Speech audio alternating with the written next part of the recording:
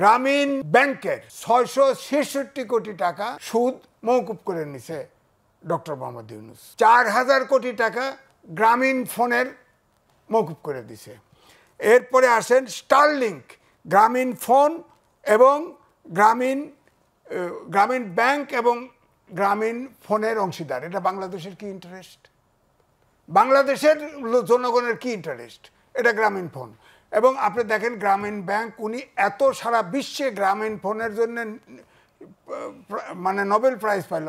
গ্রামীণ ফোন এখন সবগুলো ব্যাংকের নিচে, হ্যাঁ সবগুলো ব্যাংকের নিচে। কয় গ্রামীণ দরিদ্র মানুষের দরিদ্রতা বিমোচন, ওনার গ্রামীণ ব্যাংকের লোন যে নিচে তার কিন্তু দরিদ্রতা বিমোচন হয়নি। তার ঘর বাড়ি ছাগল ভাড়া সব বিক্রি করতে হয়েছে। হ্যাঁ, নাটক দেখায় দেখেন, লোন ছাড়াইছে, লোনের ছাড়াইছে দেখেন। আচ্ছা, গ্রামীণ ট্রাস্ট করেছেন, গ্রামীণ মেডিকেল করেছেন, গ্রামীণ ম্যানপাওয়ার এক্সপার্ট করছেন, আবার গ্রামীণ ট্রাস্টের মাধ্যমে বিদেশে বিনিয়োগ করতে পারবেন।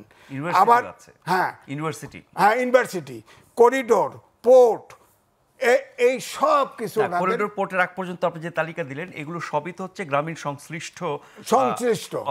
অর্থাৎ এই পুরো দেশটা ডক্টর মোহাম্মদ ইউনূসের ব্যবসায়িক ক্ষেত্র বানাইছে এবং ওনার ব্যক্তিগত ইন্টারেস্ট ছাড়া। প্রথম কথা হচ্ছে ওনার কিন্তু 6 মাসের জেল ছিল। ওনার বিরুদ্ধে দুর্নীতির মামলাও ছিল। উনি দায়িত্ব নিছেন, নৈতিক কারণে দায়িত্ব নিতে পারেন না, উনি সরকার প্রধান সেজেছেন, পরে মামলা উড্র হয়েছে। ওনাকে তো ছাত্ররা টেলিফোনে কইছে, আদালত করেছে, কিন্তু উনি তার আগে ওনার দণ্ড থাকতেই উনি চিফ অ্যাডভাইজার হয়েছেন। সবাই চেয়েছে, হ্যাঁ সবাই চেয়েছে। তাহলে কোর্টও নাই, আদালতও নাই, আদালতে উনি তো দণ্ডিত। উনি নৈতিক কারণে আমি বলছি উনি হতে পারেন, উনি বিশ্ববিখ্যাত লোক, হ্যাঁ উনি হতে পারেন, হয়েছে তো। ওনার দুর্নীতি মামলা উনি বসে সব উড্র করে নিছে। এখন এই জন্যে এই যে ছাত্ররা যখন যে দাবি, কামাল ভাই বলছে, যখন যে দাবি করে সব মব ভায়োলেন্সের মতো। আচ্ছা, এই মব ভায়োলেন্স আর মুভমেন্ট দুটো কি একাকার হয়ে যাচ্ছে? একই রকম দেখা যাচ্ছে, কিন্তু মব ভায়োলেন্স হচ্ছে হাসনাত আব্দুল্লাহ দেখবেন হাত উঁচু করে একদম মাস্তানের মতো, এ হচ্ছে পলিটিশিয়ান।